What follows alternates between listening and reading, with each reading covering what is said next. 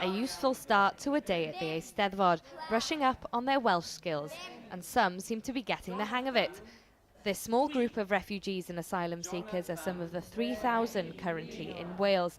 They've come from places like the Ivory Coast, Pakistan and Syria, and they're hoping to build their future here in Wales.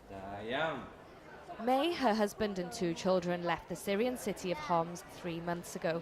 She's been given an offer to study architecture at Cardiff University and hopes Wales will give her and her family the security to prosper. It was danger there. There's a lot of dangers because, a lot of bombs, and I was worried for kids to go to school, so I didn't let them to go to school. And when I came here, I find that my dream will be true, will be real here, in education for me or for children.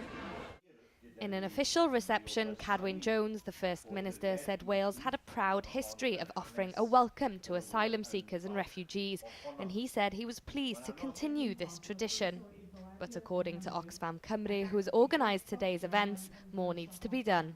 All of the local authorities in Wales have made a commitment that they're going to welcome Syrian refugees, and some have already started, but that's a very slow process. And we're really, really pleased that the First Minister is showing great leadership in this matter, and he's welcoming refugees at the Eisteddfod today. But we'd really like that process to speed up, and Wales could and should be doing more.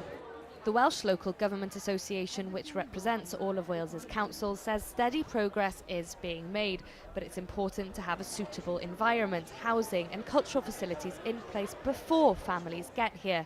It says it's not a process they want to rush.